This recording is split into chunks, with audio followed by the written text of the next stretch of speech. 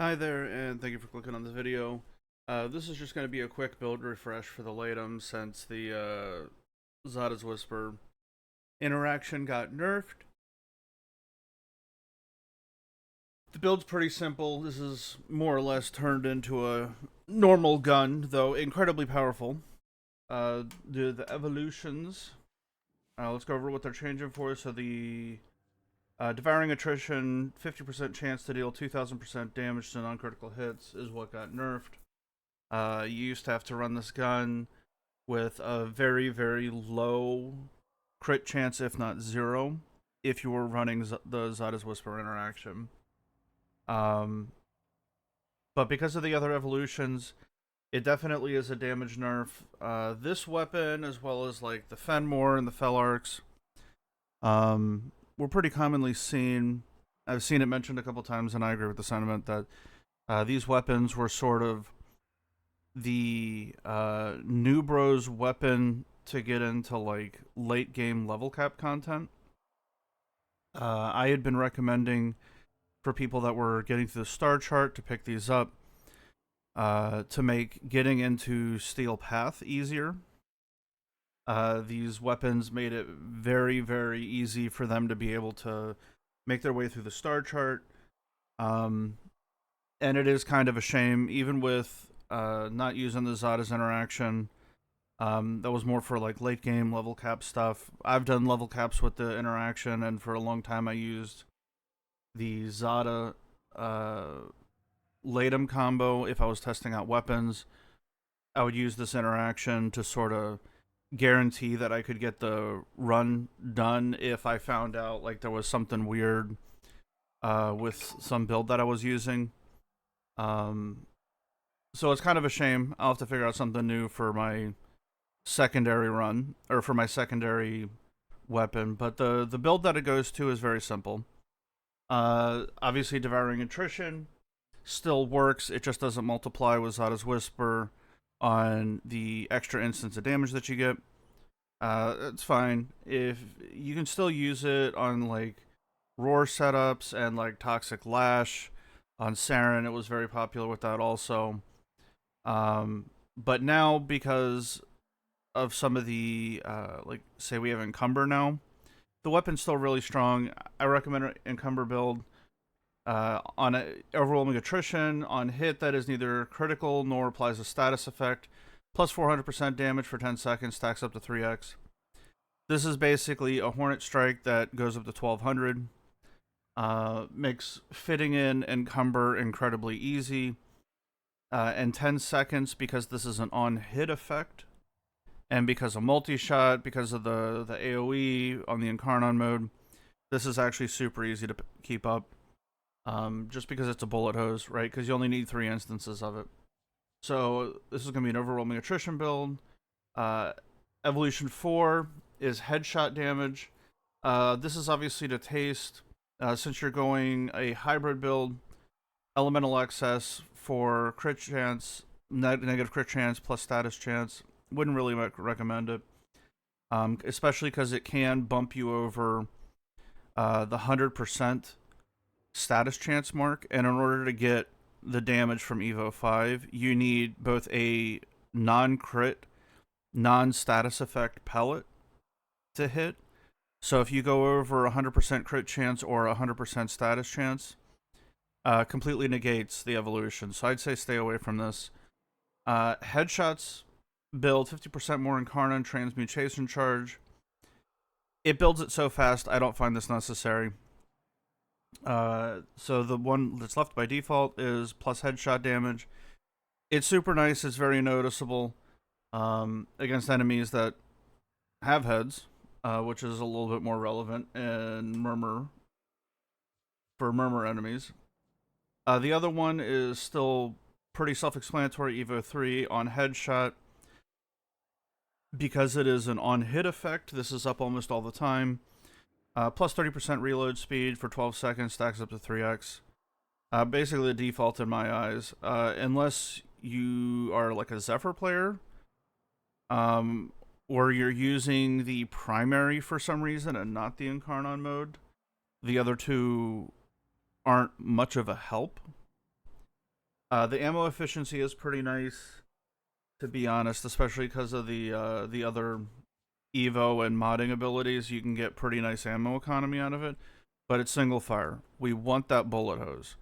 So the only one left is reload speed. This is going to help you get in and out of your Incarnon mode, especially when you're recharging, because you have to rebuild your Incarnon charge on headshots, and you're going to need one or two.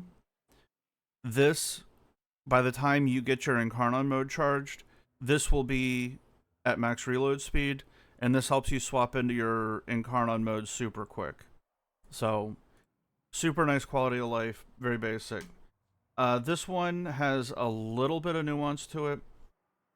If you like aiming, like ADSing aiming, the movement speed when aiming is very noticeable.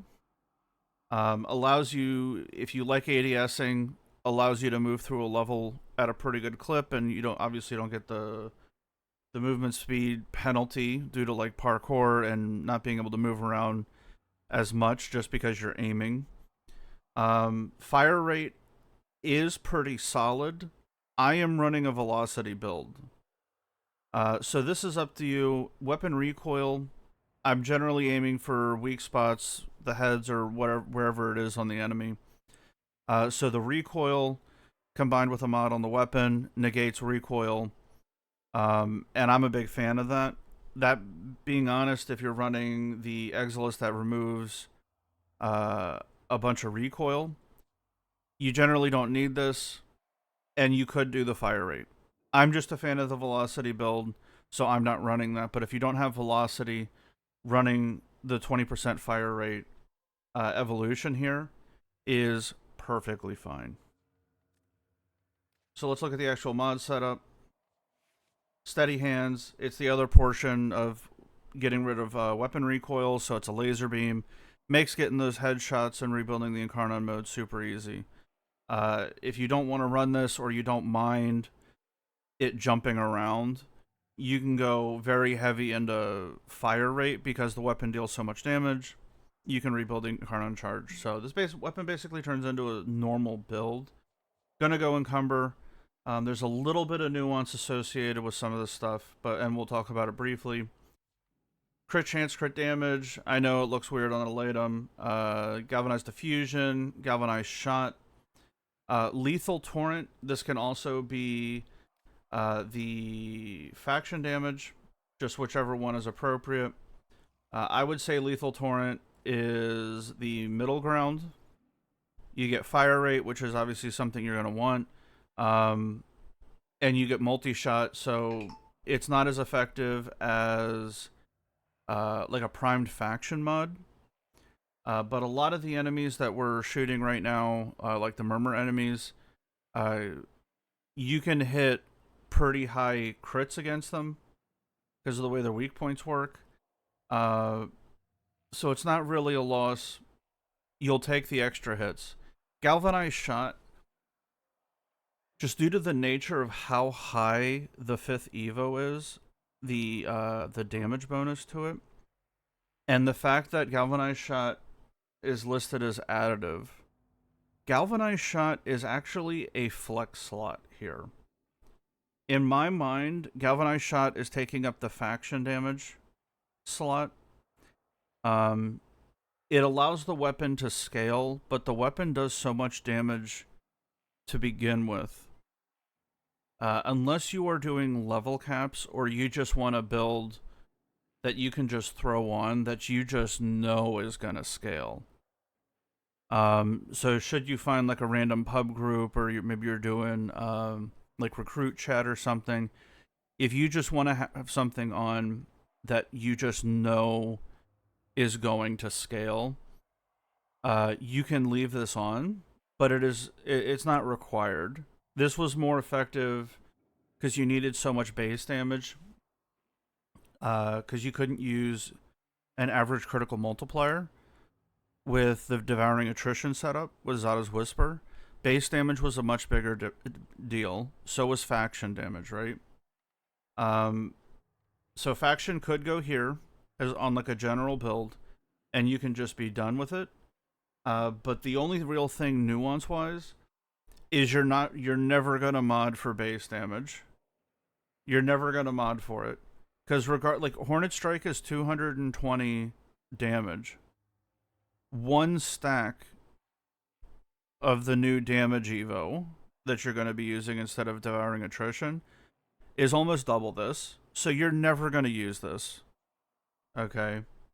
The other three mods, I'm using Corrosive Heat. I'm running 2 corrosive status shards on basically everything. So if something gets tanky, I've got a ton of strip. It'll drag them all the way down to 0 unless it's like a mech or like an acolyte. Uh, and they're generally going to die to the heat dot. So I've got a nice heavy pop, even without like faction damage. That's basically going to guarantee most of the enemies that I'm running up against are going to die at 1 second. Because there is a nice heat dot that pops right there. That being said, the only thing that's like I find kind of annoying dealing with this is that because heat burns, the enemy turns into like char a little bit, and I'll show it to you. I wish punch through was a little bit more effective than it was. Let's do exos. Those guys are gone.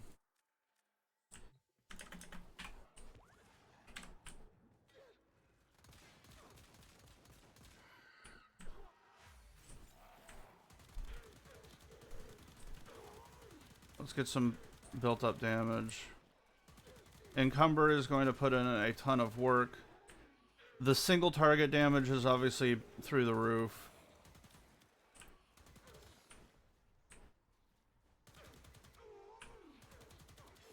Most things are going to die pretty quick.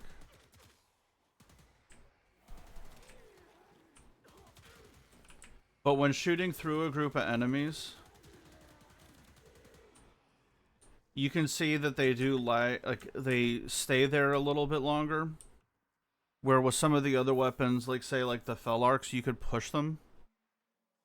The weapon, if you're going to be running it, does feel like it needs a little bit of punch through, but it doesn't like being used on the Incarnon mode.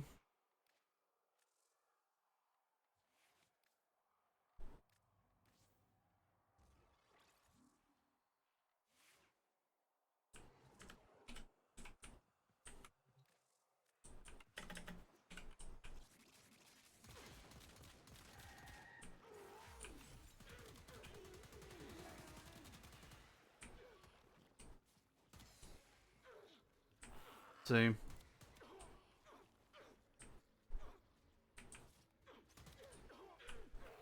We should be getting punched through 3 enemies. But it's the AoE.